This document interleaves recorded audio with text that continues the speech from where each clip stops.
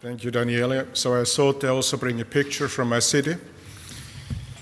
So what we have to do for the next 2 hours, but don't be afraid, we have a break. We have to talk about mechanical ventilation, how to use it in different disease patterns. And instead of dividing it strictly in 2 parts, in resistive and obstructive disease, I try to approach it as such. Does it move on here? Okay. So in the first part, we're going to talk about basics, because understanding what you should do in the specific disease pattern means you have to understand basics of mechanical ventilation. And I'm not sure, but I think you heard part of this already yesterday. So we will talk about respiratory mechanics relevant for mechanical ventilation, so very basic, influence on various cycle parameters on ventilator efficiency, difference between control and assist modes that you have to know. I will show you then, based on this reasoning, how I do a first setting in front of a new patient. I have no idea how he is going. And then we have some specific considerations, restrictive disease pattern, obstructive disease patterns. And I would like to start with this drawing here. You see on the top a pressure curve on a ventilator displayed, and you see down here a flow curve displayed.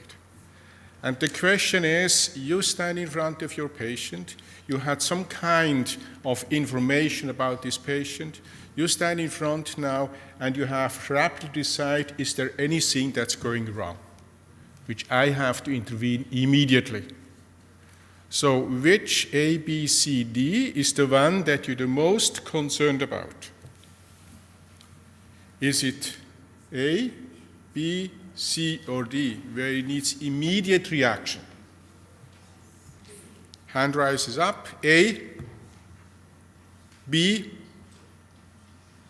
C, 2, 3 hands. D, 4 hands. So we're democratic. So D is dangerous. It's probably the least dangerous, or it's less dangerous than another one. So let's do it again. A, B, so vote, come on.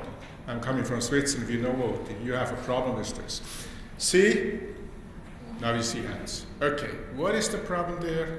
Somebody wants to speak out? Air trapping, you see that the expiratory flow curve is not going to 0, means the patient is still in expiration when the next breaths come in. Okay? So we come back on this later on. So if you think about ventilation, you have to think what we do with a ventilator. What we do with a ventilator, in fact, is that we apply a pressure. This induces a gas flow towards the patient. This needs some time to induce a volume change. And just keep this in mind for everything what you do on bedside. So this means we have a compliance component. I apply a pressure that induces a volume. And my pressure that applies the difference between the peak or the plateau pressure minus the PEEP. So it's that driving pressure. And this induces a tidal volume. And you see if I have very large volumes I'm going to deliver, or I use very high pressures, I may come to an asymptote of this compliance curve, so I'm risk to have overdistension. Then we have the resistance component. And the resistance component is nothing else than the behavior of a tube. So if I have a pressure on one side, I increase the pressure here. It takes some time to get the pressure equilibrium on the other side of the tube. This will actually induce a flow through this tube. So the resistance, or the behavior of this tube, is described by the resistance, which is the difference in pressure divided by flow. So if you go down bedside and put these 2 systems together, we have a lung that has a resistive part, and we have a compliant part. So we have airways, a tube, and the tracheal tubes, and we have then the small bronchoalveolar space. So if I apply a pressure outside, this pressure will be transmitted to inside, but it will take some time to increase this pressure inside because there is a resistance of the tubing. And the resistance of tubing will discern or will decide about the flow that you can get through this system. Then when you increase the pressure inside, this will induce a volume change. This is the compliance part. So if you put this together, you come to the equation of motion that we should all know from physiology, which describes the pressure inside the system. The change of pressure inside the system is related to the inverse of the compliance, so the elastance, as you heard before, times the volume plus the resistance times flow. And you should think about this at bedside. I cannot calculate this, to be honest. So we have to find a way around. So the way around is to think about the time constant. Who is thinking about the time constant when ventilating a patient at bedside? 1, 2, the two experts in the room. Okay, so what does the time constant describe? The time constant describes when I apply a pressure to a system, how much time it will take to get into pressure equilibrium.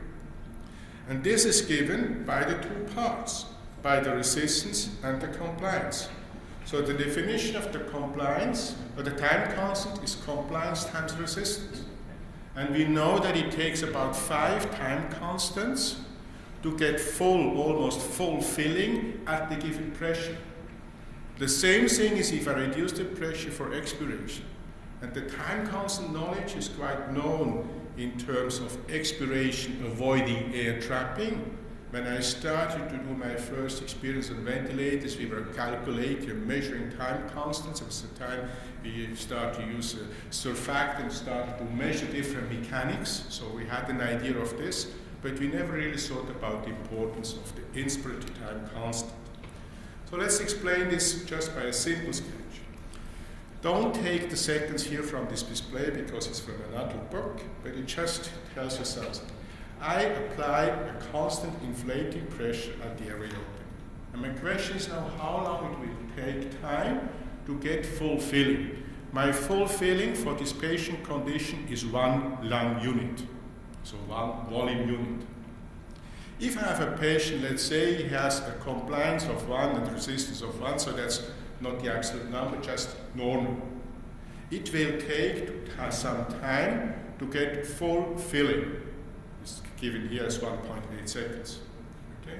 Now I take the same patient and I change his compliance by reducing it to half, which means it's a small lung, which means I put now the compliance as 0.5. My time constant is now resistance times half of the initial time constants. Compliance means the time constant will be half of the initial one. But also have reduced inspiratory capacity times volume, which means I can fill up the lung to half of it was before with the same pressure because it's a stiffer, smaller lung, but it does take me much less time to get to this filling. Okay? And also have a short look here. The behavior of the curve in the first part is not the same. It's not that the lung just fills like this and then is filled. Now we go on the next different condition and we add resistance. So we double resistance, keep the compliance again to normal from the beginning. Okay. Now I double the resistance. My time constants will double. So it takes me the double of the time, but I will reach the same volume. And if you understand these basic concepts, you can ventilate every patient correctly, independent from his lung disease. So you have seen this before. Just I saw that on Jane's flight there was the second missing on the resistance. Just for next time. Well, that's the from Jane Pillow, and they just modified it a little bit. So what does this mean for my neonatal patient? So we take a patient who has a normal lung. Let's say the simulation was done with a pressure of 12 centimeters over PEEP. And we take now a normal lung with a normal compliance and normal resistance. To get there, to have full filling, it takes me about 300 milliseconds at least. Okay, if you calculate this. So it's 100, that's the cut times 3 to 5, so 300 to 500 milliseconds. If I have now a severe disease lung in terms of a resistive disease, so restrictive disease, then I have the problem that I have a very low compliance, so to get full filling takes me much less time. It's similar as you have seen before in terms of arguments for high frequency oscillation. And if you take now a mixed disease, then you will see that because of the high resistive effect, you may need much longer times.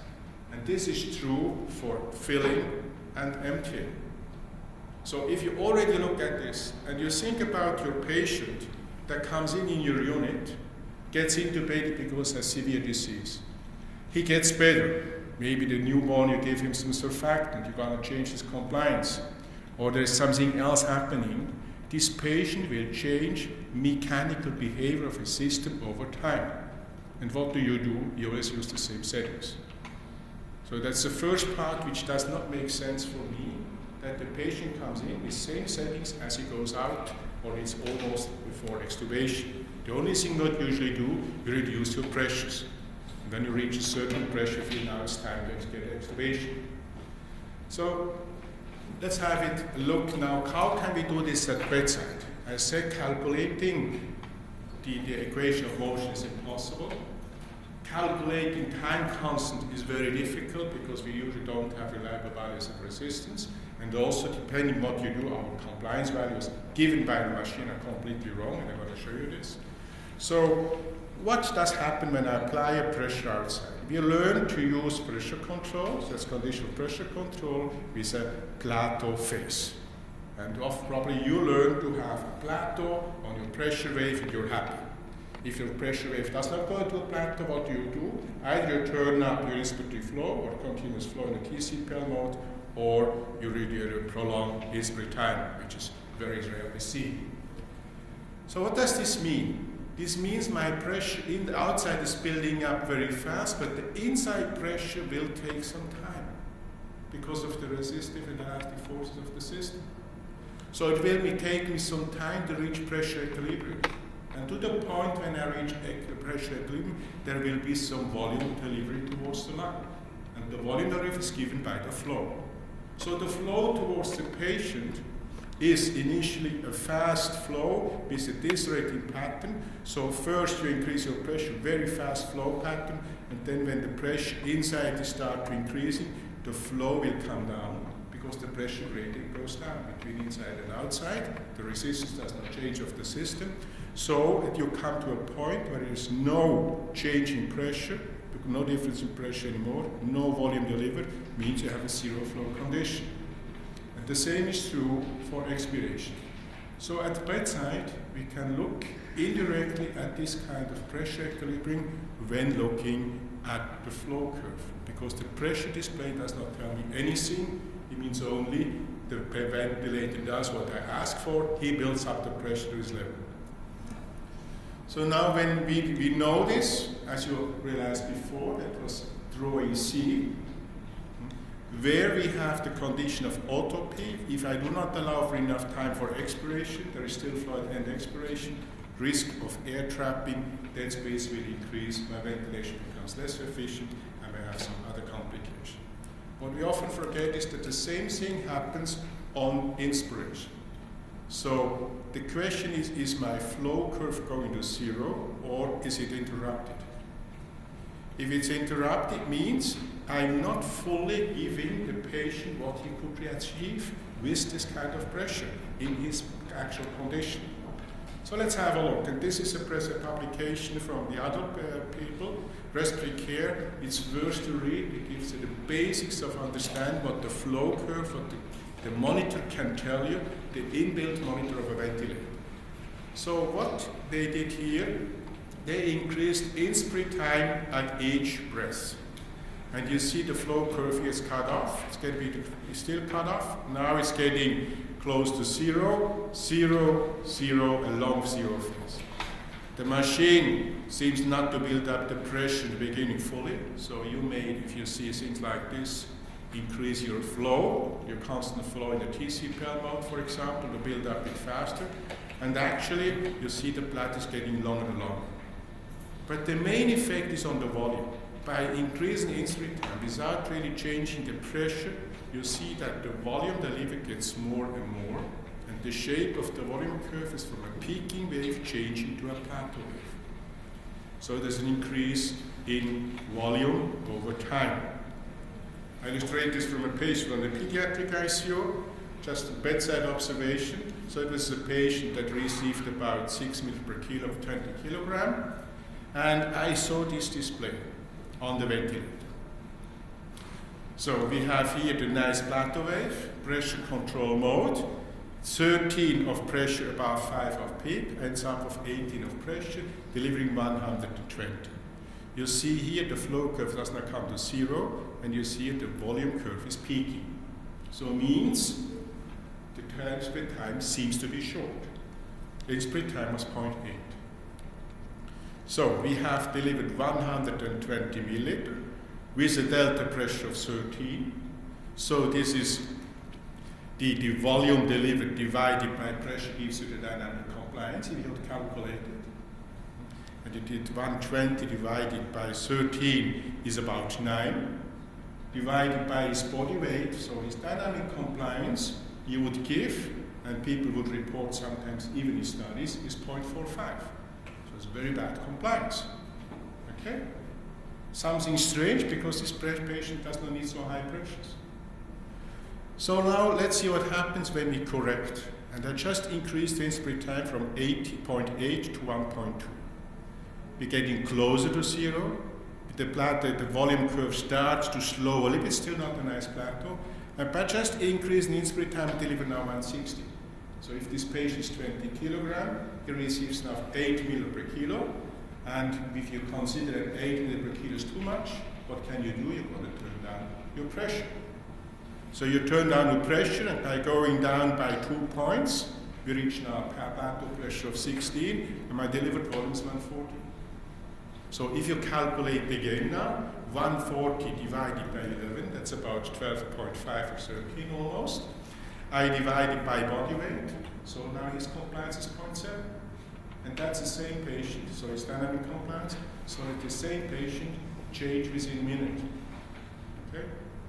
So we have to be very careful in taking these dynamic compliance values at bedside and start to compare.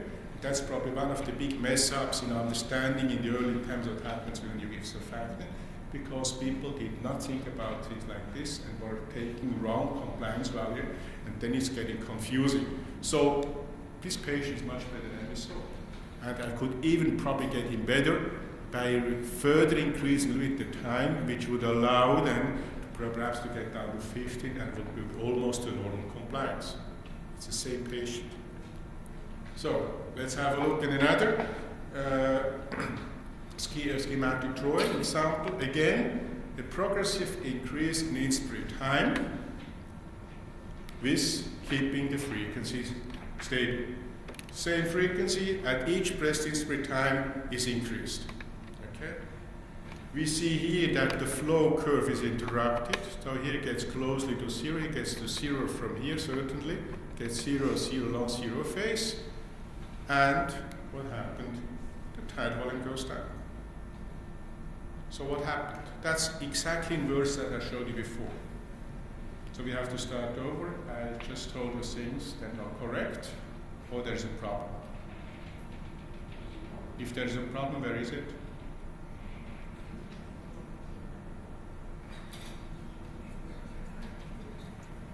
Yeah, what? What is the problem?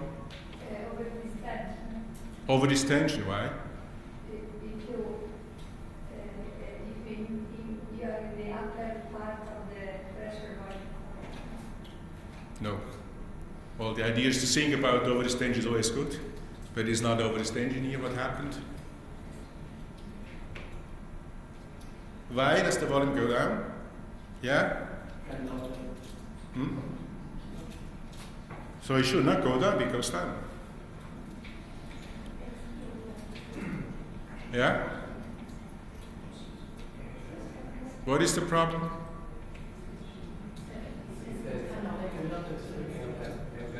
Air traffic, right.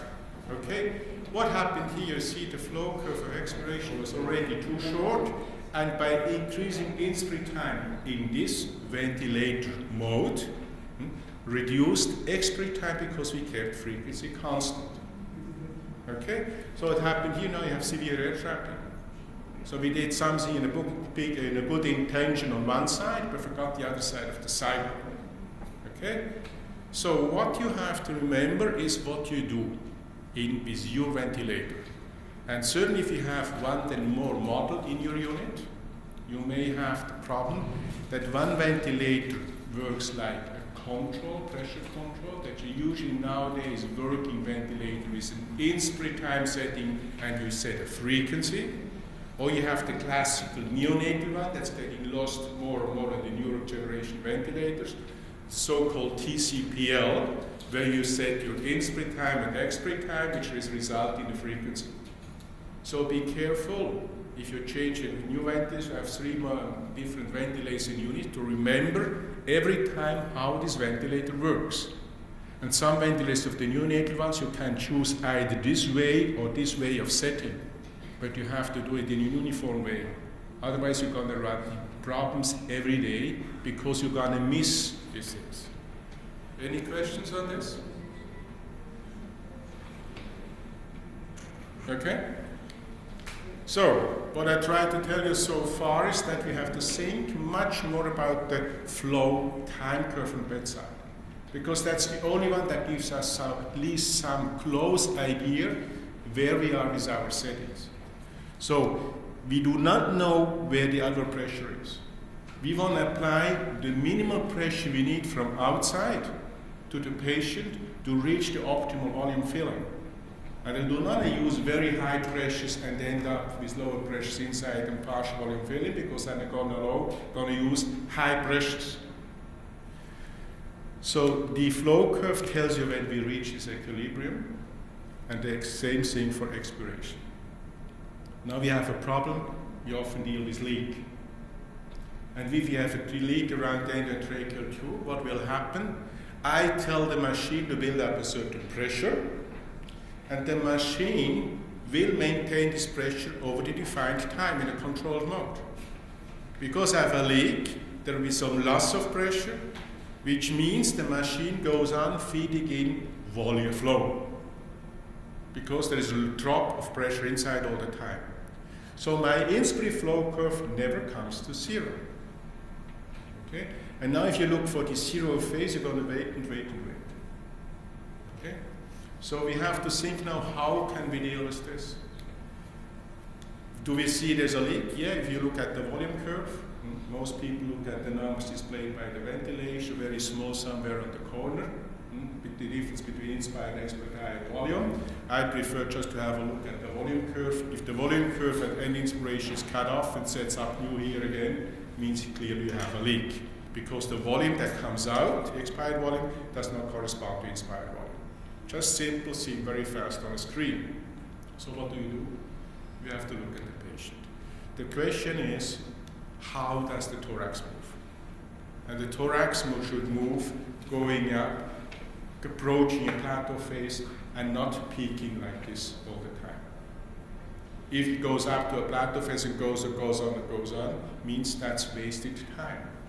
I mean, you can say because you have small, low, and fast units in this lump sum pendulum of defects with PB there, you cannot describe this by this looks at the curves. But the major idea, the curve gives you clearly how long you have to use your times. So the problem is this.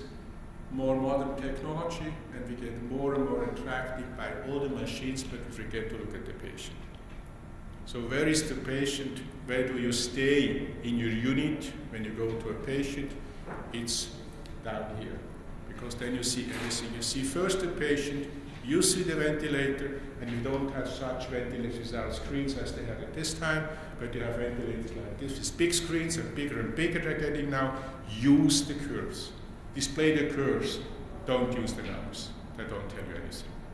Just look at the curve that gives the first security that your ventilation settings are correct or not. So now we know something else. In pressure control or volume ventilation, if the patient compliance changes, then in pressure ventilation, tidal volume will increase because you have a pressure set. Whereas in volume control, your pressure will increase because you have a set of pressure. If you volume guarantee, you set your alarms correctly, you're going to realize, because the machine will give you alarm, because it needs to increase the pressure to deliver the volume. Okay? That's basics. Same vice versa if the compliance starts to improve. That's what we use usually now to understand pressure comes down, And now we can think about extubation. What got missed for many years in pressure control without measuring tidal volumes, because you had your fixed settings. It was 18/5 and 20/5 in urine. Nobody thought about all the rest. And then you missed the opportunity to extubate the patient because you did not realize the patient gets better. But we forget usually that the time constant changes with the compliance change. Okay? So, because compliance changes, time constant will change. Means if something happens like this, the time needed, the cycle time needed are no more the same. So let's illustrate this. I did not find anything from the neonate literature nicely showing this. So I took one again from the same publication from Lucangelo, Louis Blanche. And actually what they show here in adult patient, volume control, a decrease in compliance. In this adult patient delivered 580 milliliters. They had a plateau pressure they achieved with 33 centimeters. So they needed such high pressure to deliver this volume. Okay? Now this patient gets worse. And when this patient gets worse, they need now 52 centimeters to deliver the same volume. So far, so good. When we look at the times needed to deliver at lower pressure this volume took more time than to deliver the same volume at higher pressure needed because of compliance decreased, so time constant changed. And the same is true for expiration. What does this tell me? There is not a single inspiratory time that is correct for my patient during the course of his stay in my ICU. It cannot be one number is okay for everybody. It's impossible because there is disease evolution. And if you think about this, and if you think the correct way in terms of inspiratory times, you're going to see that you can reduce your airway pressures in your patients drastically very fast.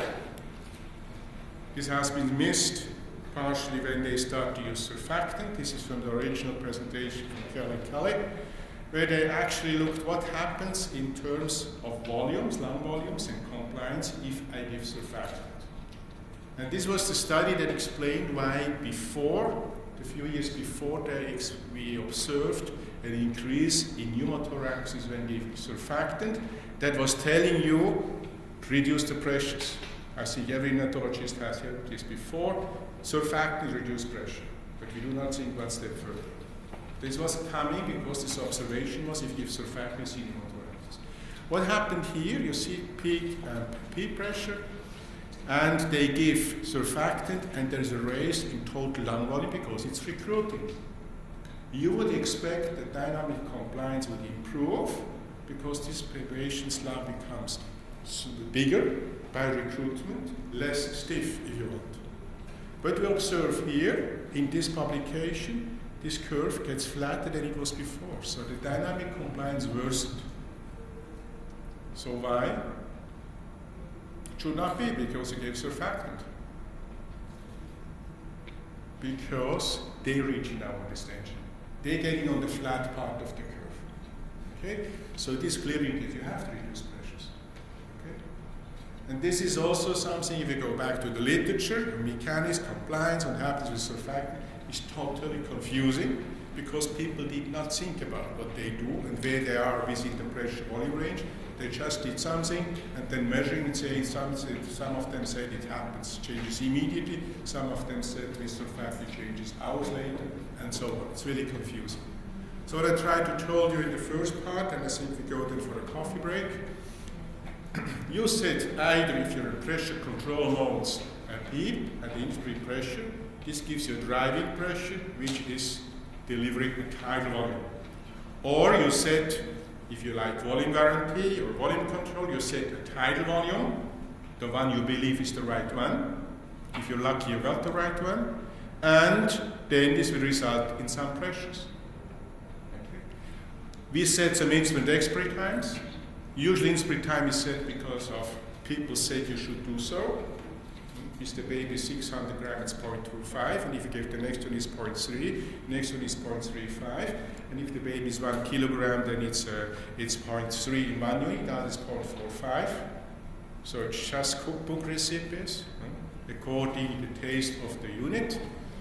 But what we forgot usually is that we have to think about the behavior of the system, which is given by the time constant.